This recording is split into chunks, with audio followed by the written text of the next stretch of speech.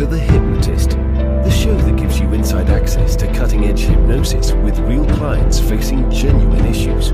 Brought to you by the hypnotherapist demanded by celebrities, CEOs, and even royalty, Adam Cox. These recordings took place live from Adam's clinic in London's world-famous Harley Street. So, get yourself comfortable and enjoy today's episode of The Hypnotist.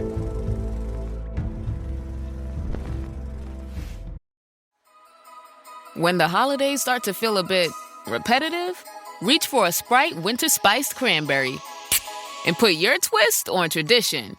A bold cranberry and winter spice flavor fusion, Sprite Winter Spiced Cranberry is a refreshing way to shake things up this sipping season. And only for a limited time. Sprite, obey your thirst.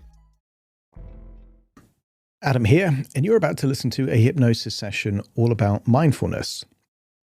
I was working with a client that was a very, very high achiever, very high standards, and was meticulous in their planning. They would constantly be thinking about what they needed to do, when they needed to do it, to the extent that even when they were doing the things that they were planning, they were then thinking about the very next thing that they needed to do. And what that meant is that they were always focused on the future and never really feeling present and enjoying the fruits of the labor that they'd worked very hard to achieve. And what this does is it goes back, it uses regression to a time when they were a gymnast to tap into a time when they did have that ability to feel really mindful and connected to their body and present in the moment. There's various metaphors and analogies used to highlight the futility of constantly focusing on the future and never actually being present. Some of those metaphors might resonate with you. But what's really powerful about this is parts therapy. And it came up because the client used a particular phrase and she was using we to describe her as an individual, which let me know that there was almost a committee of different subconscious parts working together. And a good therapist has sensory acuity to pay attention to the details that a lot of therapists would miss.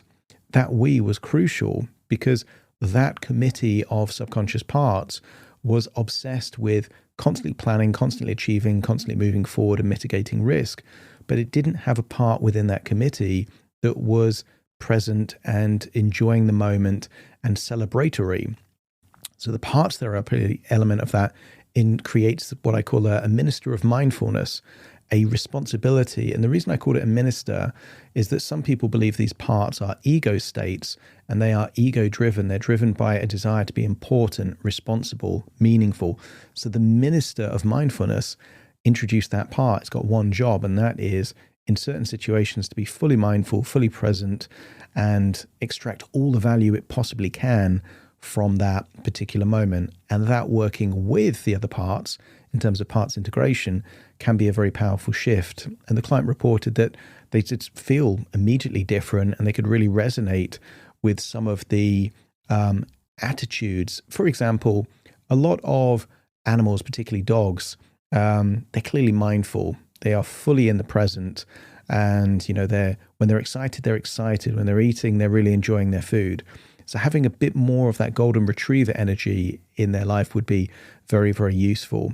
It was created for an individual. You might not be this obsessive planner and have checklists in your head all the time, but you still might want to be more mindful. Accept the suggestions relevant to you, disregard the ones that aren't. And if you do like the idea of a customized session, have a look in the show notes, the description, or visit my website, adamcox.co.uk, and you will be able to schedule a completely free consultation call. We'll have a chat, and it could very well be that we end up working together. For now, though, find a quiet, comfortable place where you won't be disturbed, relax, and enjoy the session.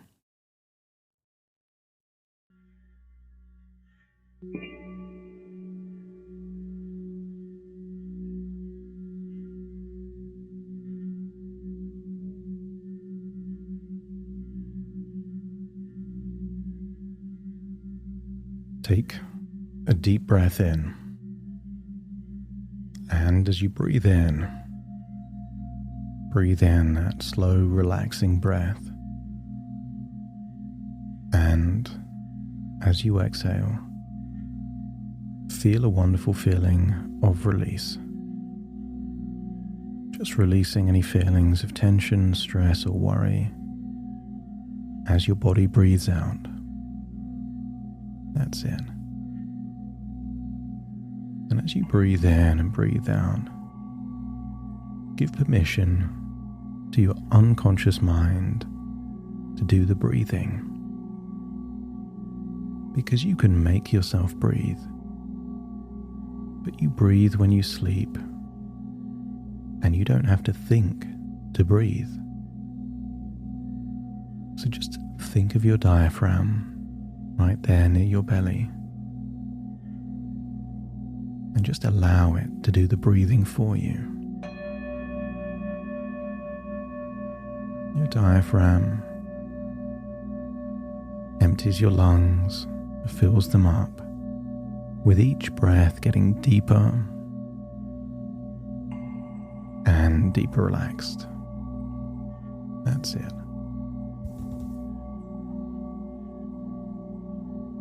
And the deeper you breathe, the more relaxed you feel.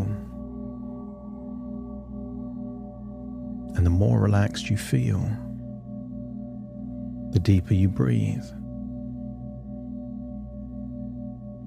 And I wonder if you're able to think of a time running,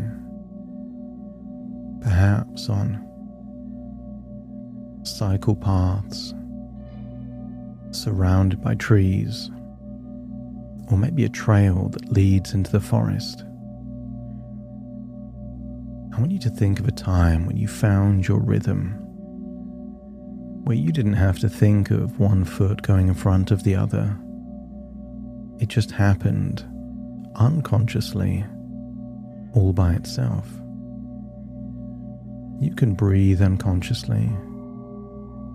Your heart can beat faster unconsciously. And you can run unconsciously. And therefore it's easy in this moment to allow your unconscious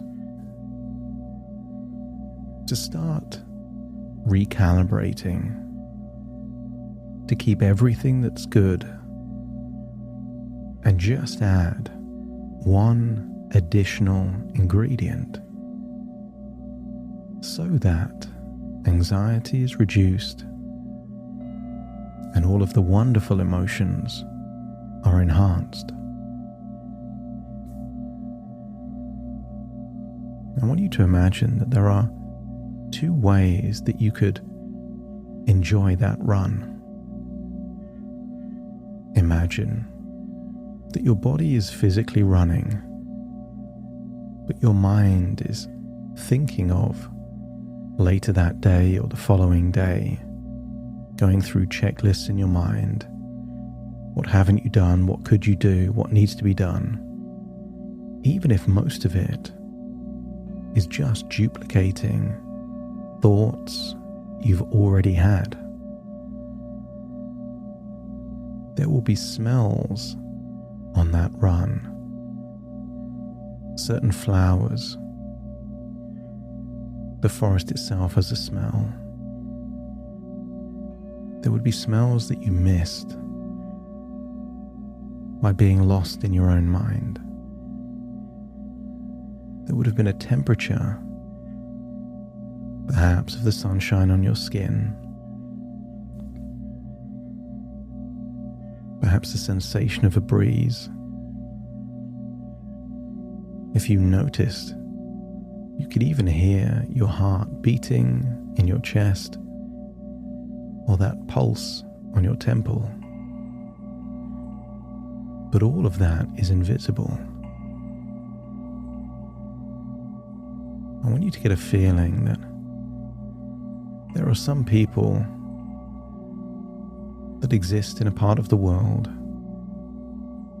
where they don't get to see trees with green leaves, with the smells of a forest. And yet on that run, it was available to you. I want you to think about something delicious that you ate.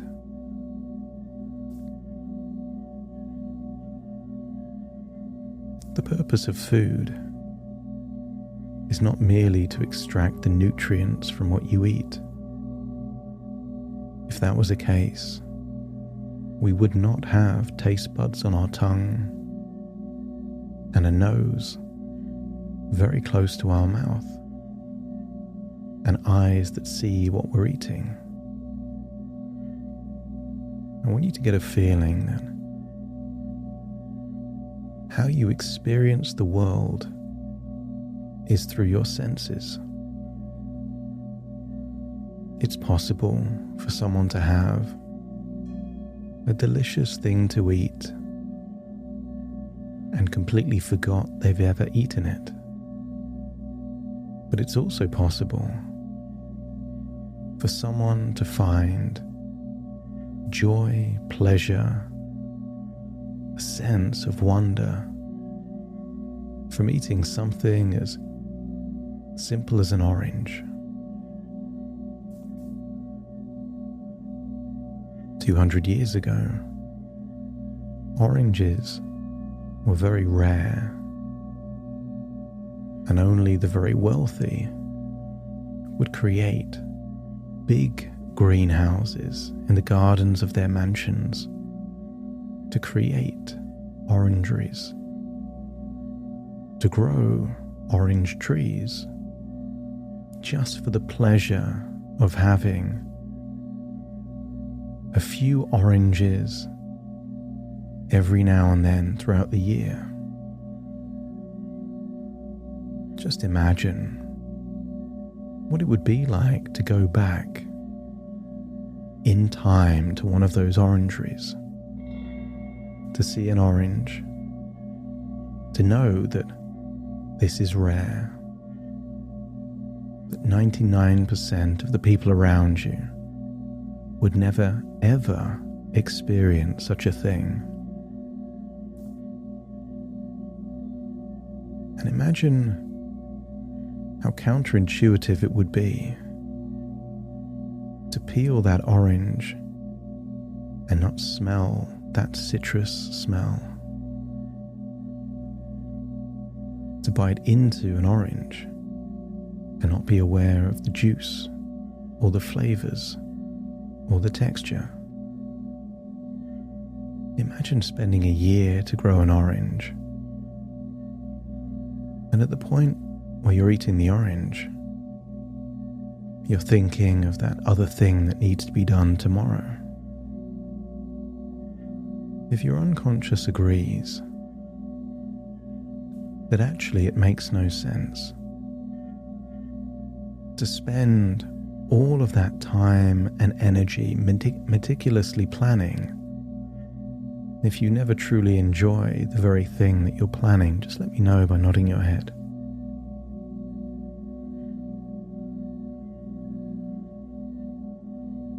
And if that's true for a wealthy aristocrat 200 years ago, it is equally true for you now. And I want you to imagine that you're drifting back in time and watching yourself as a child doing gymnastics. Don't go back into that childlike version of you. Imagine yourself at your current age, seeing that child and knowing that they prepared and trained hard. But imagine them doing a performance, a routine. Maybe you can recall the music they did it to, the moves. And I want you to get a sense of real connection and pride, but most of all, curiosity. That young version of you knew intuitively how to get the balance right.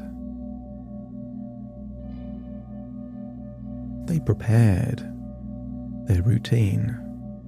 They trained, they practiced, they attended classes, But when it came down to the thing they were preparing for, in that moment, they were mindful, fully present in their body, connected to the feeling of their center of gravity, the weight on the balls of their feet, the music,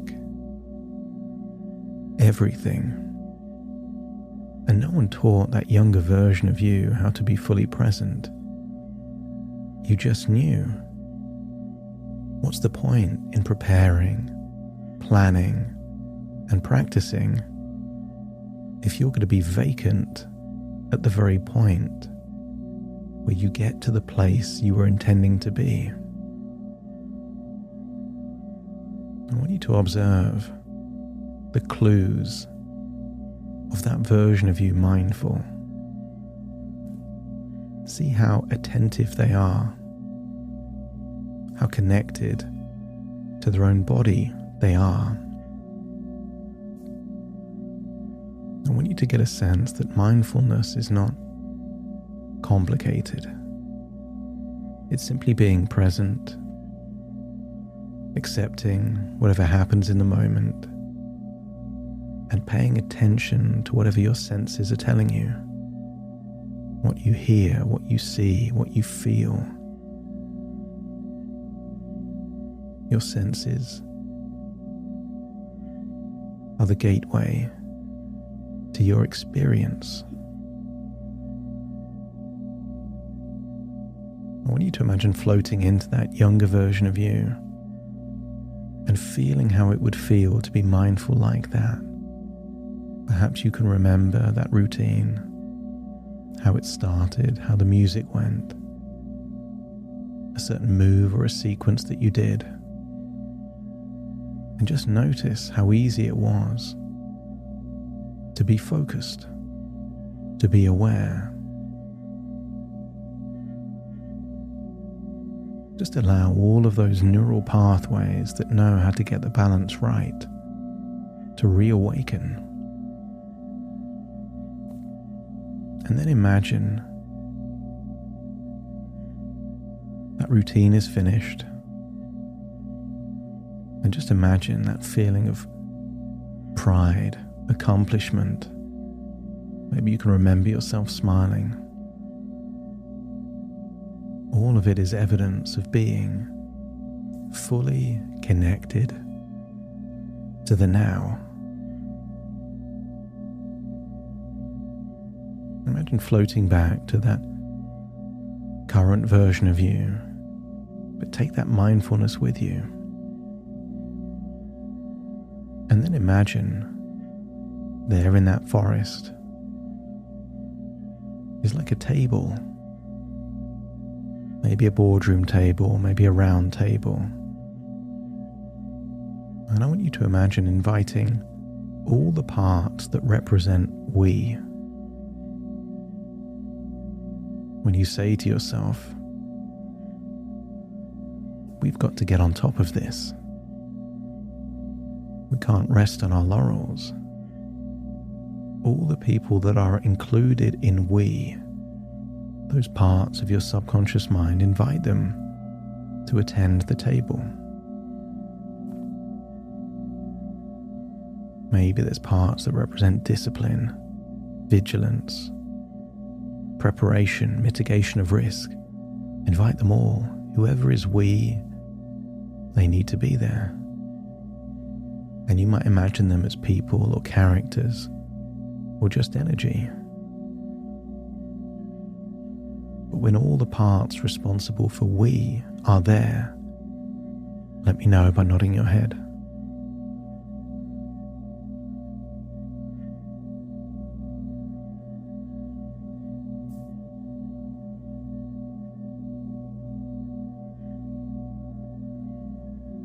That's it. And I want you to start, because you're chairing this meeting, by thanking them.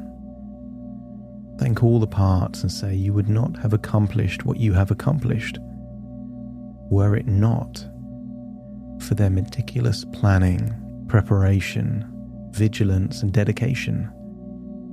everything you have accomplished, you can give credit to them. If they accept that appreciation, let me know by nodding your head. But then I want you to warn them that if something doesn't change,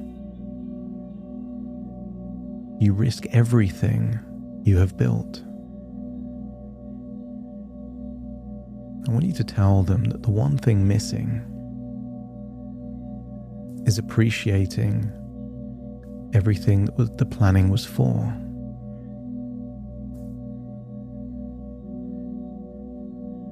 I want them to get a sense that unless the things you plan you're present for when you get there, you risk losing motivation because there isn't sufficient payoff for all of that hard work that you're doing. What's the point in preparing so hard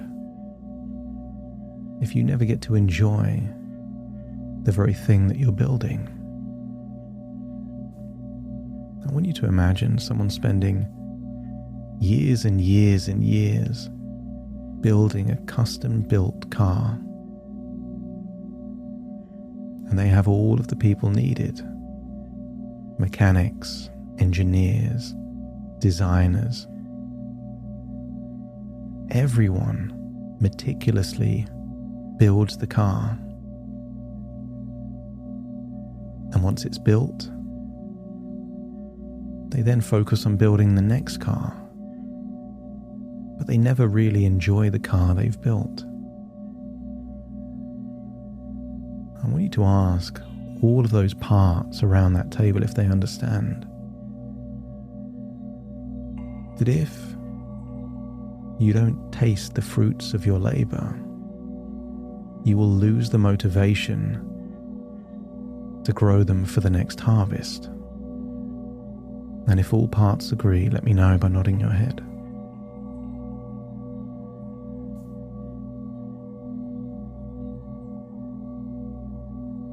And I want you to tell them, by introducing one additional part, you get to be even more accomplished, even healthier, because cortisol and adrenaline suppress the immune system, whereas all of those feel-good biochemicals, the oxytocin, the serotonin, the endorphins, and even dopamine, well, they improve your health. They enhance your sympathetic nervous system. They make you sleep better. And they charge up your batteries faster to take on the next thing. And all that's needed to do all of that is to have one part which is the minister of mindfulness. Their job is to pay attention to things in the moment, to be present, to feel accomplished, and to make evaluations as to how well you've done after all of that preparation. And I want you to imagine calling forward whichever part in your subconscious mind would be most useful and appropriate for this responsibility. Someone that seems present. They don't need to be concerned with the planning and the preparation and the mitigation of risk. All the other parts have got that under control. This part pays attention, is fully present, perhaps has the energy of a golden retriever dog, attentive, enthusiastic, in the moment. And when this part comes forward, offer them a seat at the table and let me know by nodding your head. And just think of how this part appears, their energy, how they seem, and ask them, are they willing to take this responsibility? To enjoy being more in the moment. And if they say yes, let me know by nodding your head. And there is a condition, not for this mindful part, but for all the other parts, that when the minister of mindfulness is being mindful, all other parts must wait. They are not allowed to plan, worry, mitigate risk, while the minister of mindfulness is being mindful. When the mindfulness and the moment has passed, then those other parts, well, then they get back to doing what they do best. Your unconscious mind will accept the suggestion that the more mindful you are, the more you enjoy what you've accomplished. The more mindful you are, the more your whole nervous system calms down as you realize your own evaluation of your identity wasn't quite right. For years, you thought that you had the identity of an anxious person, and you never did. You have the identity of a prepared person with high standards. Those high standards meant that you didn't want to become complacent. You're not anxious. You are outstanding. And put that to a vote to all of those parts. If they agree to reject the identity of anxiety and embrace the identity of being mindfully outstanding, ask them to raise their hands, and if they all agree, let me know by nodding your head. And you will notice subtle differences in the next days and weeks that follow. Moments of evaluation of anxiety become preparedness, future planning.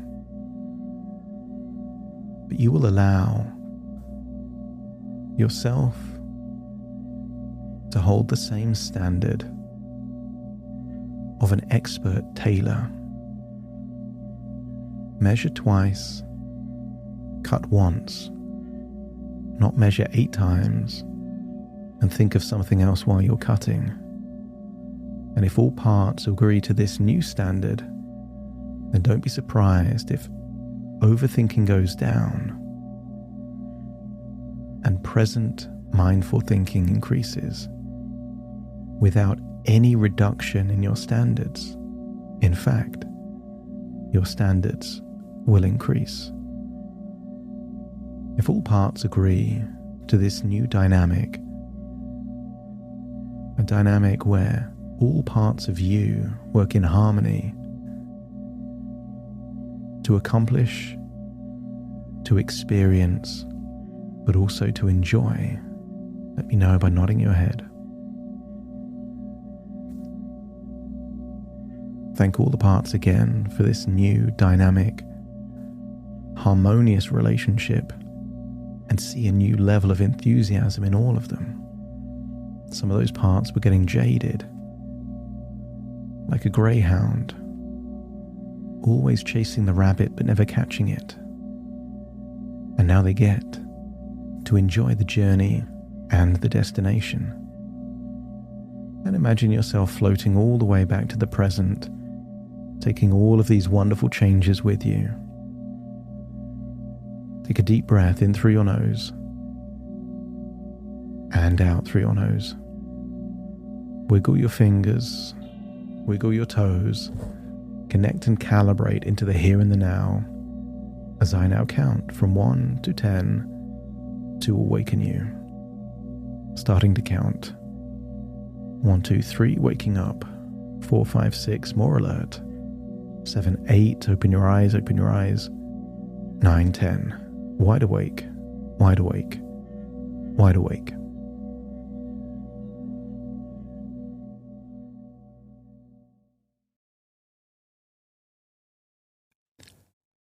Thank you so much for joining me on today's episode of The Hypnotist.